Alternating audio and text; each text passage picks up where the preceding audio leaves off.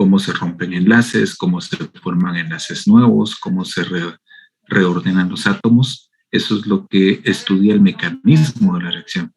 También se estudia desde el punto de vista de los cambios de energía que ocurren en la reacción. ¿Qué ocurre con la energía durante la reacción? Y eso nos permite saber si la reacción tiende a ocurrir o el equilibrio tiende a desplazarse hacia la formación de productos o de reactivos. Y también nos permite saber qué cambios hay que hacer en las condiciones de la reacción si queremos que se desplace hacia los productos o si queremos que se desplace hacia los reactivos. O sea, si lo que queremos es que la reacción proceda y obtener la mayor cantidad posible de productos, o al contrario, lo que queremos es que la reacción no proceda y que los productos no reaccionen. Entonces, para eso se estudia qué está ocurriendo con la energía en la reacción. Y la tercera cosa que se estudia de las reacciones es la cinética. Cinética básicamente es lo que está relacionado con la velocidad de la reacción. Qué tan rápido o qué tan despacio ocurre la reacción y cuáles son los factores que afectan la velocidad de una reacción. Entonces, lo que viene después, en algunos momentos se va a estar hablando de la termodinámica de la reacción, en otros momentos se va a estar hablando del mecanismo, principalmente del mecanismo. Y probablemente en algún momento también se van a mencionar algunos aspectos de la rapidez de la reacción. Entonces ustedes saben que ahí estaríamos hablando de la cinética de la reacción. En química orgánica se trabajan las tres. Nosotros, por cuestiones del contenido del curso, le vamos a dar más importancia a los mecanismos. Pero sí, en algún momento vamos a mencionar algunas cosas que tienen que ver con la energía. Entonces ustedes ya saben que estamos hablando de la termodinámica de la reacción. Y en otros momentos quizá vamos a hablar algo acerca de la cinética, cuando hablemos de que una reacción puede ocurrir más rápido o más despacio dependiendo de ciertas cosas. Entonces ustedes ya saben que estamos hablando de cinética. Entonces, como les decía, nos vamos a concentrar más en los mecanismos. Y lo primero que tenemos que ver es que para que ocurra una reacción, por lo general, tiene que ocurrir ruptura de enlaces. Si los átomos se van a reordenar, van a dejar de tener la configuración molecular que tenían para formar otra molécula diferente, en algún momento se tienen que romper enlaces, eso es inevitable. Y hay dos tipos de ruptura de enlaces. La ruptura homolítica, como ustedes saben que las moléculas orgánicas casi solo tienen enlaces covalentes y un enlace covalente es un par de electrones compartidos. En la ruptura homolítica, cada uno de esos dos electrones del par se va al átomo, a uno de los dos átomos que estaban unidos con ese enlace. Dicho de otra manera, el par de electrones compartidos, al dejar de estar compartidos, se reparten uno hacia cada átomo. Esta ruptura homolítica forma algo que se llaman radicales. Su nombre completo es radicales libres, pero por lo general solo con decir radicales ya se entiende que estamos hablando de los radicales libres. ¿Qué es un radical? Un radical puede ser un átomo, pero también puede ser varios átomos, o sea, un conjunto de átomos enlazados. Por eso es que aquí dice especies, porque puede ser las dos cosas, puede ser un solo átomo o pueden ser varios. Que lo que tienen de especial es que tienen electrones desapareados. Esa es la definición de radical. Átomo o conjunto de átomos con electrones desapareados. ¿Por qué desapareados? Porque cuando estaban formando el enlace covalente cumplían con la ley del octeto. Cuando estaban compartiendo un par de electrones, ambos átomos cumplían con la ley del octeto. Pero si partimos ese enlace, separamos esos dos átomos y le damos esos dos electrones y le damos un electrón a cada átomo, con un solo electrón no cumple con su ley del octeto. Entonces le va a quedar por ahí un par de electrones que se rompió y que ahora ya solo tiene un electrón, o sea que va a tener un electrón suelto ahí que no tiene pareja. Por lo tanto, tienen un número impar de electrones. Entonces, si ustedes quieren salir de la duda de si algo es o no es un radical, hagan la cuenta y vean si tiene número par o impar de electrones. Si tiene un número impar de electrones, ya se sabe que es un radical. Estamos hablando de electrones de valencia, no el total de electrones de un átomo. Entonces, por ejemplo, en el caso de este átomo de cloro, tiene 7 electrones, por lo tanto, es un radical. Lo mismo con ese átomo de bromo. No estamos tomando los 35 electrones del átomo de bromo, sino estamos tomando solo los 7 electrones de valencia. Este puntito que se pone acá, que a veces no se pone, pero debería ponerse, este puntito indica el electrón desapareado. O sea, cuando se rompió el enlace, uno de los 2 electrones que estaban compartidos se vino hacia acá, y entonces ahora este puntito es el electrón sin pareja que hace que esto se haya convertido en un radical. Y esto era lo que yo les decía, no por fuerza un radical es un átomo, también puede ser un conjunto de átomos, este es un radical también, estos son radicales, estos son radicales. Este es el mecanismo de la ruptura homolítica. Esta línea representa un enlace covalente, o sea, esta línea representa un par de electrones compartidos entre el átomo A y el átomo B. Cuando ocurre la ruptura homolítica, cada uno de esos 2 electrones se va a uno de los 2 átomos. Las flechas curvas en química orgánica, eso si quieren lo pueden anotar, las flechas curvas en química orgánica siempre indican hacia dónde van los electrones. Siempre. No hay excepciones. Las flechas rectas indican reacción o pueden indicar alguna otra cosa tal vez, pero las flechas curvas en química orgánica siempre indican hacia dónde se van los electrones, no hacia dónde se van los protones, ni hacia dónde se van los átomos, ni hacia dónde se va ninguna otra cosa. Las flechas curvas en química orgánica siempre indican movimiento de electrones. Entonces aquí nos están indicando que los 2 electrones compartidos, uno se va al átomo A y el otro se va al átomo B, y lo que se forma es un par de radicales, el radical A y el radical B. Cada uno aquí tiene su puntito que indica un electrón sin pareja. Esto se llama ruptura homolítica. Por lo general, la ruptura homolítica ocurre en enlaces con baja polaridad, completamente apolares o con una polaridad muy baja. ¿Por qué? Porque eso significa que la electronegatividad, la diferencia de electronegatividad entre los 2 átomos no es mucha y que ninguno de los 2 puede acaparar los 2 electrones del enlace cuando el enlace se rompa, sino que se los van a tener que repartir cuando el enlace se rompa.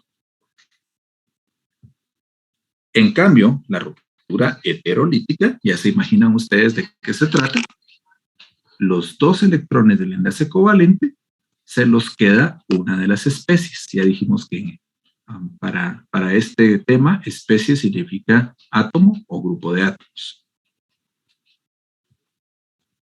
La ruptura heterolítica forma iones. Esa es una gran diferencia entre homolítica y heterolítica. La heterolítica forma radicales, la homolítica forma radicales y la heterolítica forma iones.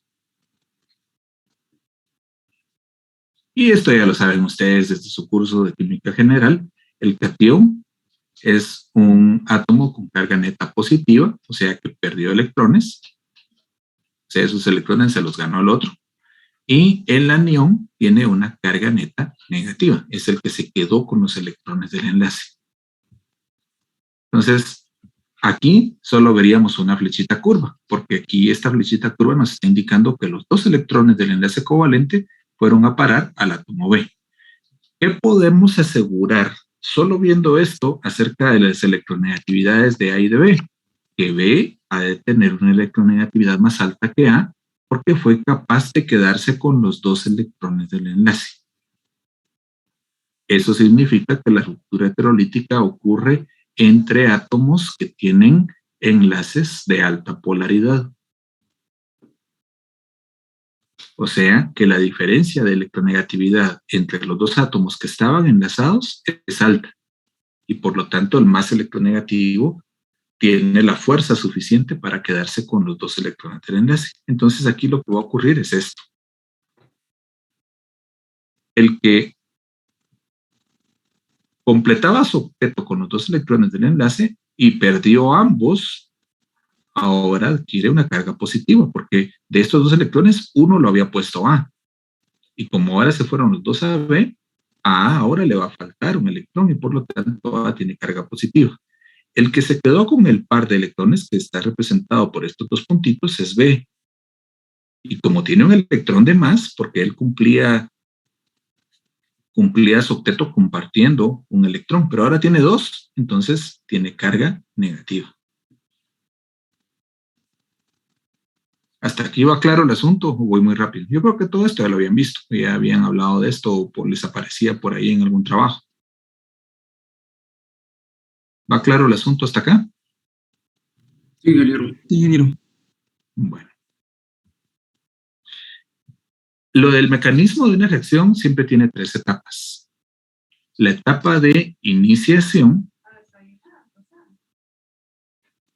En esta etapa de iniciación, por lo general, ocurre ruptura de enlaces y se forma generalmente un radical. ¿Por qué estamos diciendo generalmente? Porque podrían formarse iones, dependiendo de si la ruptura de enlaces es homolítica o heterolítica. Pero en química orgánica, como ya dijimos, que la mayoría de los enlaces son covalentes, y los enlaces covalentes tienden a romperse homolíticamente, a menos que tengan una polaridad muy alta, pero por lo general tienden a romperse homolíticamente. Entonces, por eso decimos acá, generalmente lo que se forma son radicales libres.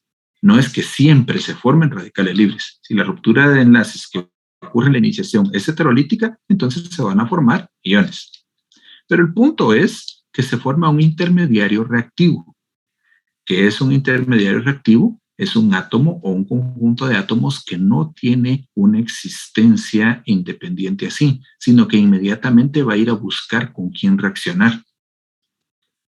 Los radicales son intermediarios reactivos. Los iones son intermediarios reactivos. Un ion no puede existir solito, inmediatamente va a buscar cómo encontrar a alguien que tenga la carga opuesta. Por ejemplo, cuando disolvemos sal en el agua, los iones de cloro, los iones cloruro y los iones de sodio pueden estar separados, pero porque se rodea cada uno de moléculas de agua. Y esas moléculas de agua satisfacen su necesidad de encontrar cargas opuestas. La hidratación de iones es una manera en que los iones pueden estabilizarse en la solución porque las moléculas de agua voltean su extremo de carga opuesta hacia el ion. La segunda etapa se llama propagación. ¿Qué ocurre en la propagación? Estos intermediarios reactivos que se formaron en la iniciación van a buscar una molécula estable y van a formar un producto y otro intermediario reactivo. ¿Por qué se llama propagación? Porque si se formó otro intermediario reactivo, esto va a volver a comenzar.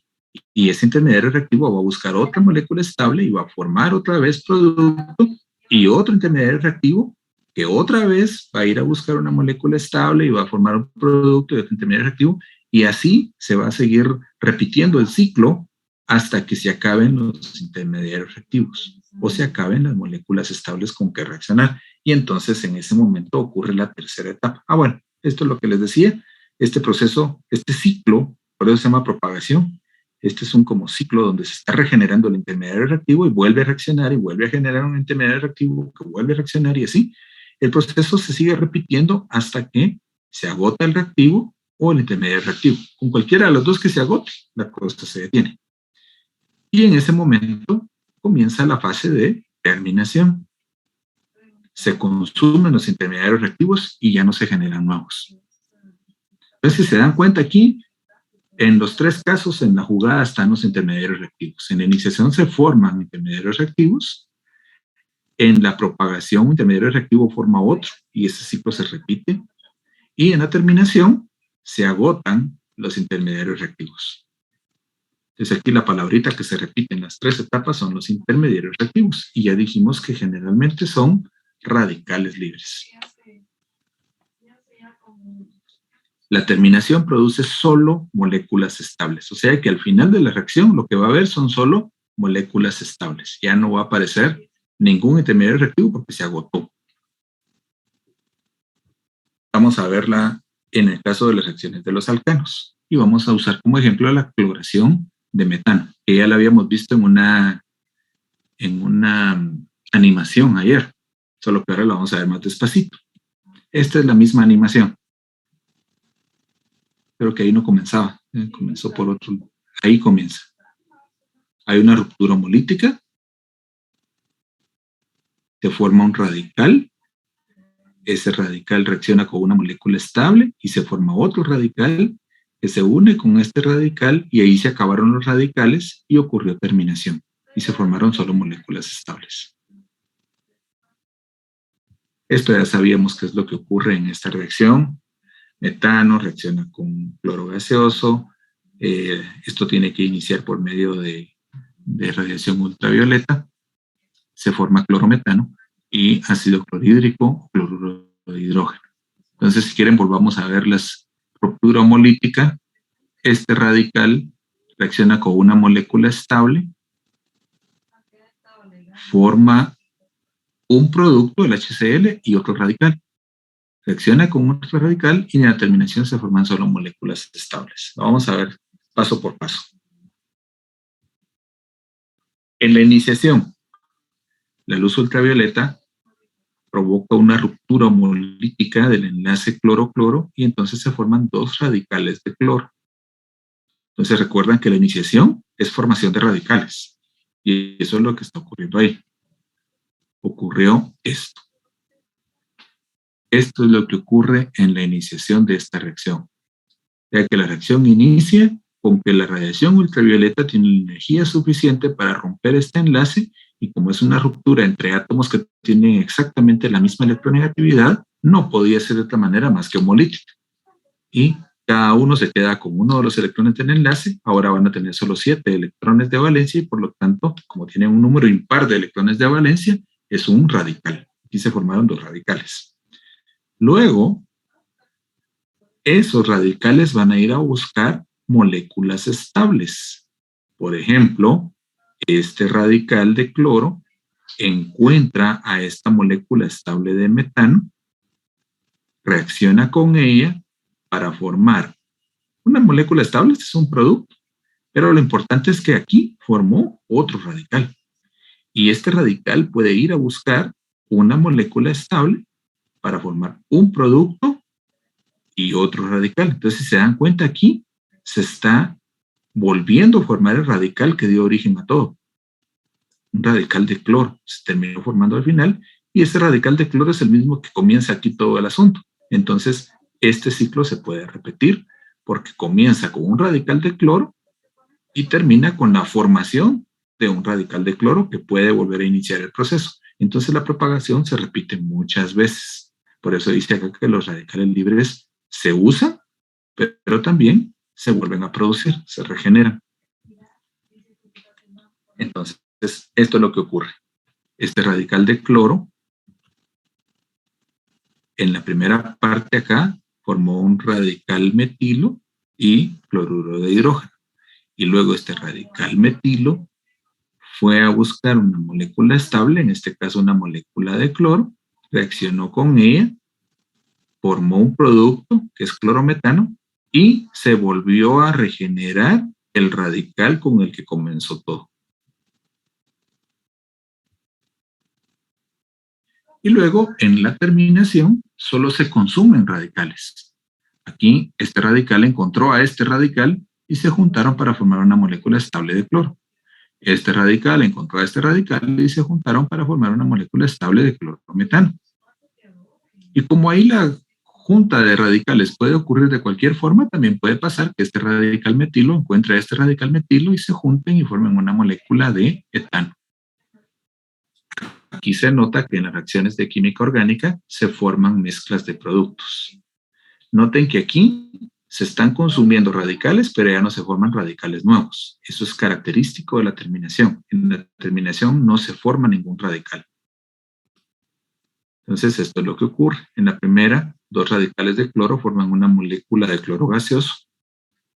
En la segunda, un radical metilo y un radical de cloro forman cloruro de metilo.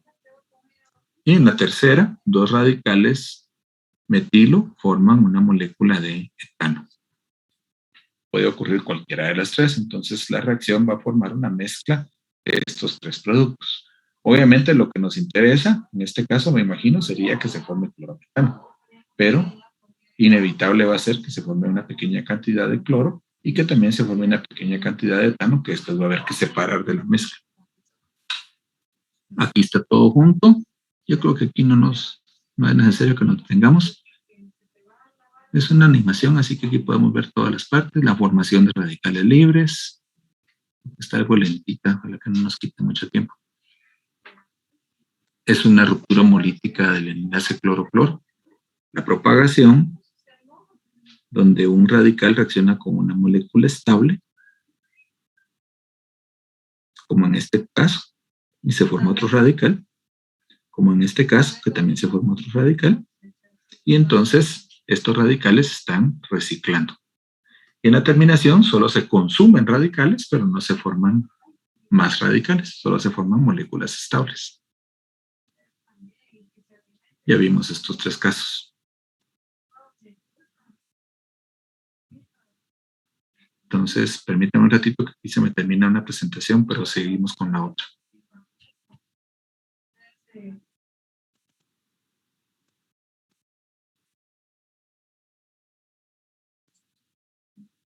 Y tenemos un licuado de fruta, ahí, papaya, licuado de papaya.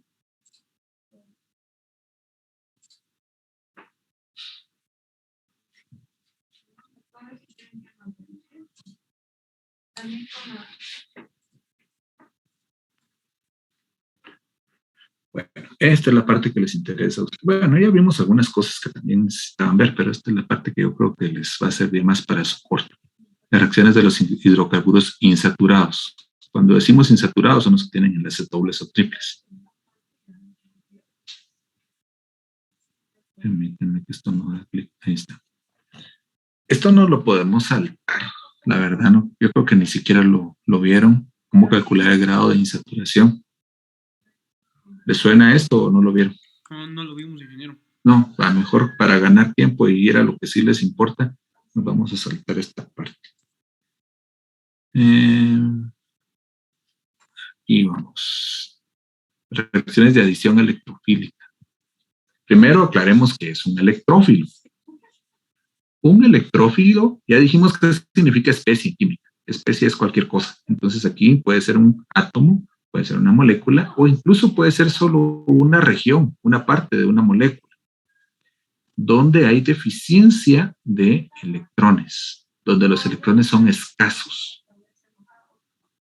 Entonces un átomo que tiene pocos electrones es un átomo electrófilo. Un átomo que ha perdido electrones, o sea que por ejemplo un catión sería un electrófilo porque perdió electrones y por eso tiene carga positiva. O una molécula o una parte de una molécula donde los electrones no son muy abundantes porque se fueron para otra parte de la molécula. Esa es la parte electrófila de la molécula. Lo contrario es un nucleófilo, un átomo, una molécula o una región de una molécula donde abundan los electrones. Entonces, por ejemplo, un anión sería un nucleófilo porque tiene muchos electrones, tiene electrones de más, ¿sí? Si una molécula tiene un enlace doble, esa parte donde está el enlace doble sería la parte nucleófila de la molécula, porque en un enlace doble hay dos pares de electrones compartidos, ahí, o sea que ahí son abundantes los electrones. O un enlace triple serían 3 pares de electrones compartidos, son 6 electrones en un pedacito de la molécula, entonces esa es una parte de la molécula abundante en electrones y por lo tanto sería la parte nucleófila de la molécula. Los electrófilos son ácidos de Lewis, o sea, buscan electrones, por eso se llama electrófilo. Electrófilo significa amigo de los electrones, anda buscando electrones. Y los nucleófilos son bases de Lewis porque son donadores de electrones. Tienen electrones y los pueden donar porque tienen muchos. Les abundan los electrones y entonces pueden donarlos. Entonces cumplen con la definición de ácidos y bases de Lewis, porque esta es la definición más general que hay de ácidos y bases. Los ácidos de Lewis son cualquier sustancia o cualquier átomo, cualquier especie, ahora ya sabemos qué significa especie en química, cualquier especie que pueda recibir electrones o que ande buscando electrones. ¿Sí, José? Señor, entonces, ¿ahí cuál de esos dos llevaría el signo positivo y negativo? En esto de ácidos y bases. Sí. O aquí en electrófilo y nucleófilo. En ácidos y bases. Dijimos que un electrófilo le faltan electrones y que un catión, por ejemplo, podría ser un electrófilo. Así que los ácidos de Lewis pueden ser cationes. No es que todos sean, pero entre los ácidos de Lewis podríamos incluir a los cationes porque los cationes perdieron electrones y andan buscando cómo recuperarlos para completar su octeto. Y a los aniones los podríamos meter entre las bases de Lewis. No es que todas las bases sean aniones, pero sí los aniones podrían ser bases de Lewis porque estos aniones tienen electrones de más, ganaron electrones, ¿sí? Y por lo tanto tienen signo negativo. Esto ya lo había dicho. Los alquenos y los alquinos son nucleófilos. ¿Por qué? Porque el enlace doble y el enlace triple son regiones en la molécula donde hay muchos electrones. Son sitios ricos en electrones.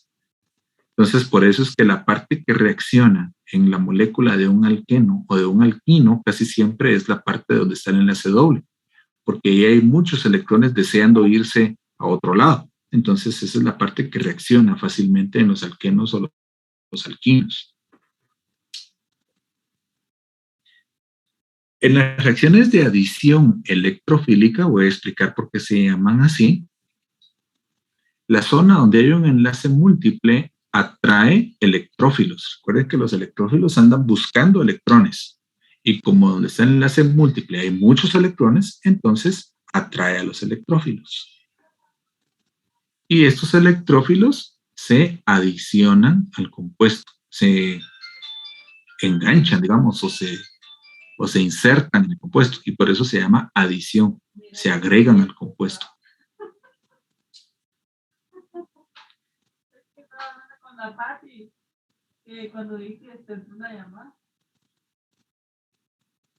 Permítame un segundito, mucho.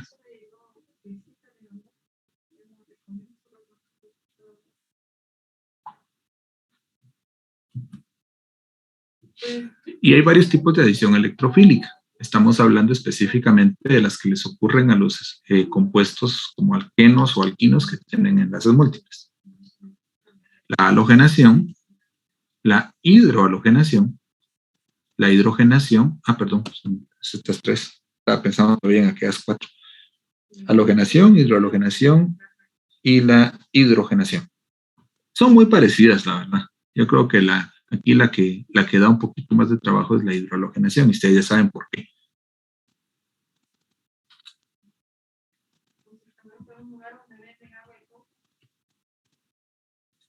¿Qué es la halogenación? Los alquenos reaccionan con cloro o bromo. Casi siempre es cloro o bromo, aunque sí puede hacer el flúor o el yodo, pueden hacer halogenación. Ahí se pueden formar otras cosas o no reaccionan con todos los alquenos o todos los alquinos. Entonces son un poquito más impredecibles esas reacciones con flúor o con yodo, pero los que sí hacen halogenación clásica, o sea, eso sí se puede fácilmente predecir que va a ocurrir, son cloro y bromo. ¿Qué es lo que ocurre en realidad? Donde está el enlace doble, se rompe el enlace doble y estos átomos de cloro se enlazan a los dos carbonos que estaban unidos con ese enlace doble. Entonces queda cada átomo de halógeno enlazado a uno de dos carbonos consecutivos, porque eran los dos carbonos que estaban unidos con el enlace doble que ahora se convierte en un enlace simple. Por ejemplo, en este caso, tenemos esta molécula que sería metilpropeno. Creo que esta es la cadena. Podríamos decir que esta es la cadena principal, o esta, no importa cuál de las dos. Y entonces en el carbono 2 tiene un sustituyente metil. No se le pone el número de posición porque el único lugar donde puede estar este sustituyente metil es en el carbono 2. Si estuviera en el carbono 1, entonces ya no sería propeno, sino que sería buteno. Reacciona con bromo. Usualmente aquí hay presencia de catalizadores y casi siempre los catalizadores son cloruros o bromuros. En este caso es tetracloruro de carbono. Y entonces se rompe uno de los dos enlaces. El que se rompe es el enlace pi. Y cada uno de estos dos átomos de bromo se enlaza a los dos carbonos que estaban unidos con el enlace doble. Entonces quedan así. Y este compuesto, ¿cómo se llamaría? La cadena principal sería ahora de 3 carbonos. En el carbono 2, no, se comienza a numerar por acá, que está más cerca del primer sustituyente. En el carbono 1 tiene un bromo, en el carbono 2 tiene otro bromo y un metilo. Entonces este compuesto se llamaría, 1,2 dibromo 2 metil propano, porque la cadena es de 3 carbonos unidos con enlaces simples. Aquí ya no hay alqueno. También eso puede pasar con los enlaces triples. Se rompe uno de los 2 enlaces pi que tiene el enlace triple, ahí se unen los 2 átomos de bromo. Luego, si hay suficiente bromo todavía, se rompe el otro enlace pi y entonces quedan unidos los 4 átomos de bromo a 2 carbonos consecutivos, porque eran los 2 carbonos que estaban unidos con el enlace triple. Esto es fácil. Ya vieron que no hay mucho que pensar aquí. Se rompe uno de los enlaces pi y ahí se enlazan los halógenos. Por eso es que siempre terminan unidos a carbonos consecutivos. Si hacemos halogenación de cicloalquenos, lo que va a ocurrir es que se van a formar cicloalcanos. O sea, otra vez se va a romper el enlace pi, en este caso sería este, y van a quedar aquí unidos los 2 átomos de bromo. Entonces igual quedan unidos a 2 carbonos consecutivos. Es la misma historia, solo que con un anillo. Esta es la parte que, perdón, aquí hay un ejercicio, pero no nos da tiempo de hacer el ejercicio. Cuando les comparta la presentación, si quieren, lo hacen.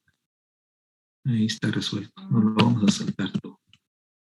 Esta es la parte que les interesa a ustedes, la hidrohalogenación. Reaccionan con los haloácidos, que también son los hidrácidos de halógenos. Se adicionan un hidrógeno y un átomo de halógeno. Otra vez a los 2 carbonos que están unidos con el enlace doble o el enlace triple. Pero aquí la pregunta es, ¿cuál de los 2 carbonos recibe el hidrógeno y cuál de los 2 recibe el halógeno? En el mecanismo de la reacción se forma un intermediario que se llama carbocatión. Y aquí está la clave para saber a dónde se va el hidrógeno y a dónde se va el halógeno. La estabilidad de los carbocationes va disminuyendo conforme va aumentando la cantidad de hidrógenos. O sea que un carbocatión terciario, o sea que se forma donde hay un carbono que no está unido a ningún hidrógeno, es más estable que un carbocatión secundario, que es más estable que un carbocatión primario, que es más estable que un átomo de carbono que está unido a 3 hidrógenos. O sea que cuantos menos hidrógenos están enlazados a un carbono, más estable es el carbocatión que se forma. Entonces, por ejemplo, en este caso, recuerden que las flechas indican hacia dónde van los electrones. De los 4 electrones que están en este enlace doble, 2 de ellos, recuerden que se rompe el enlace. Uno de los 2 que están aquí, uno se va hacia el hidrógeno y entonces se rompe este enlace y estos electrones se van para acá. ¿Y qué nos queda? Fíjense lo que está ocurriendo aquí. Cuando estos electrones del enlace fueron atraídos hacia el hidrógeno, enlazaron al hidrógeno con uno de los carbonos. Y como es una ruptura heterolítica, este carbono quedó con carga positiva.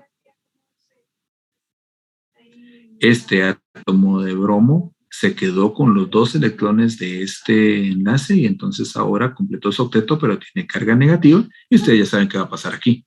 Esta carga positiva del carbocatión atrae al bromuro con carga negativa y se enlaza esta parte. Entonces el protón del haloácido, el protón es el hidrógeno con carga positiva, reacciona con el enlace doble. Se une acá y esto queda convertido en un carbocatión. Este sería un carbocatión secundario, porque está unido a otro carbono y a otro carbono para acá, está unido a 2 carbonos, entonces es un carbocatión secundario. Y esto es lo que dijimos que pasa. Carga positiva y carga negativa se atraen y queda unido el bromo acá. Acá hubiéramos podido hacerlo al revés, que de todos modos no hay problema, solo habría que voltear la molécula. Uy, se nos va a acabar el tiempo. Si quieren, vuelvan a conectarse ahorita de una vez y seguimos unos minutos más para no dejar esto inconcluso. Entonces me voy a quedar en esta diapositiva y aquí los espero que se vuelvan a conectar. Ahorita les vuelvo a poner el link porque me genera un link diferente cada vez y de una vez seguimos acá.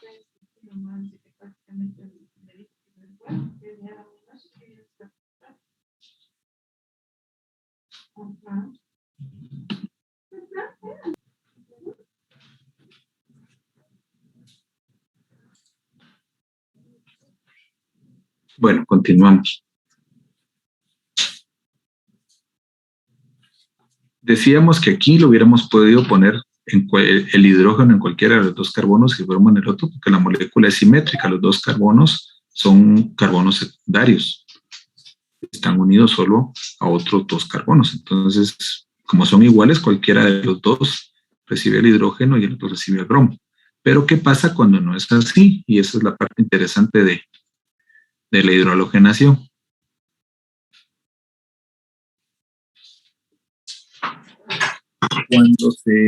Cuando ocurre la adición electrofílica en un enlace múltiple, se forma siempre el carbocatión que sea más estable. Y dijimos que la estabilidad de los carbocationes va descendiendo conforme va de terciario a secundario, de secundario a primario y de primario a un átomo de carbono que está enlazado solo a hidrógenos. En otras palabras, voy a regresar al anterior. ¿Qué es la adición electrofílica aquí? La adición electrofílica no es otra cosa más que esto. Si se rompe este enlace entre el hidrógeno y el bromo, por la diferencia de electronegatividad entre hidrógeno y bromo se va a quedar con los dos electrones. Hidrógeno se queda sin electrones y con carga positiva. Por lo tanto, hidrógeno es un electrófilo. Como tiene carga positiva, y habíamos dicho que los cationes son electrófilos, va a ir a buscar donde encuentra electrones abundantes. Y el enlace doble es una región de esta molécula donde abundan los electrones. Entonces va a ir ahí y va a quitar electrones. ¿Y de qué manera va a quitar electrones? Uniéndose a uno de los dos átomos de carbono. Como estos dos átomos de carbono son iguales, se une a cualquiera de los dos. Pero si uno de los dos fuera, por ejemplo, secundario y el otro primario, como el carbocatión secundario es más estable, esta adición electrofílica va a ocurrir de manera que se forme el carbocatión más estable. Es lo que dice aquí exactamente. La adición electrofílica a un enlace múltiple carbono-carbono forma el carbocatión intermediario más estable en la escala de estabilidad de carbocationes que vimos hace como 2 diapositivas. Esto tiene nombre. Esto se llama regla de Markovnikov. ¿Qué es lo que dice? Que el hidrógeno siempre va a ir a unirse al carbono que tenga más hidrógenos, de los dos carbonos que estén unidos con el enlace doble o triple, para que se forme el carbocatión más estable. ¿Sí? Este hidrógeno se va a unir en este caso a este carbono, porque este carbono tiene un hidrógeno y este no tiene ninguno. Este está unido solo a otros carbonos. ¿Por qué? Porque así se va a formar un carbocatión terciario, que es el más estable de todos. Y a ese carbocatión terciario es al que se va a unir el bromuro. Entonces, esa es la explicación de la regla. La regla dice que el hidrógeno del ácido se va a ir al carbono con más hidrógenos, pero ¿de dónde salió eso? Eso no se lo inventó nadie. Eso es consecuencia de la estabilidad de los carbocationes. Entonces, si quieren, veamos este. Aunque yo creo que no tiene mecanismo. No tiene mecanismo.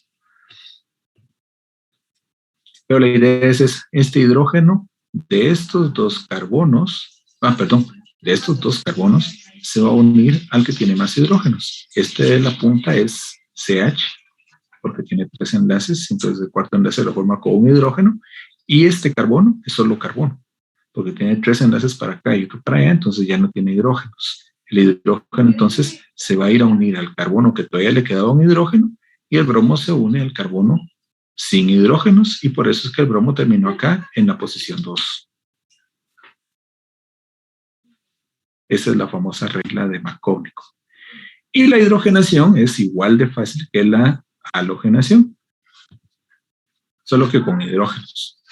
El hidrógeno lo que hace es ir a unirse a los dos carbonos del alqueno y lo satura, o sea, rompe el enlace doble y ocupa las posiciones en los dos carbonos que estaban unidos con el enlace doble para formar un alcano. Entonces aquí, por ejemplo, el hidrógeno en presencia de un catalizador de platino va y se une a estos dos carbonos, desaparece el enlace pi y el compuesto deja de ser que sería buteno, es un 2-buteno, y se convierte en butano. A eso se le llama también saturación. Si hacemos hidrogenación de un alquino, pues ya sabría, yo creo que es obvio esto. Primero se convierte en un alqueno y si todavía hay suficiente hidrógeno, se convierte en un alcano. Se recuerdan que era lo mismo que pasaba con los halógenos. Si todavía hay suficiente halógeno, termina de romper también el otro enlace. Si hacemos hidrogenación de un cicloalcano, noten que aquí no dice cicloalqueno, dice cicloalcano, lo convertimos en un alcano lineal, porque se va a romper uno de los enlaces del anillo y entonces la molécula se convierte en una molécula lineal, ya no va a ser un ciclo, sino que va a ser una molécula lineal. Y aquí hay unos ejercicios que si quieren cuando les compartan la presentación los pueden hacer y después ver si les quedó o no les quedó. Y ahí terminamos. Sí, Josué. Uy, espérame, repetime porque casi no te oigo. Y si se hace la halogenación con los dos bromos, ¿para dónde se irían? En unos alquenos. No importa, porque los dos bromos son iguales, entonces uno de los dos se va al carbono con más hidrógenos y otro se va al carbono con menos hidrógenos. Pero ahí no aplica la regla. Ahí no tiene sentido aplicar la regla. El producto quedaría igual. Sí, o sea, no importa si uno de los carbonos tenía más hidrógenos y el otro tenía menos, porque al final cada uno va a recibir un bromo. Está bien. La regla aplica más que todo para HBr o para HCl, para saber a dónde se va el hidrógeno y hasta dónde se va el halógeno. Pero si es con Br2 o con Cl2, da igual. Entonces, la estabilidad que nos dan es más para esa regla que... Así es la explicación de la regla de Markóvnico. La regla existe precisamente porque hay diferentes estabilidades para los carbocationes. La escala de estabilidad de carbocationes es la explicación de esa regla. Claro, ustedes pueden trabajar sin la explicación, pero el chiste es saber por qué ocurre, y ocurre precisamente porque hay una escala de estabilidad de los carbocationes.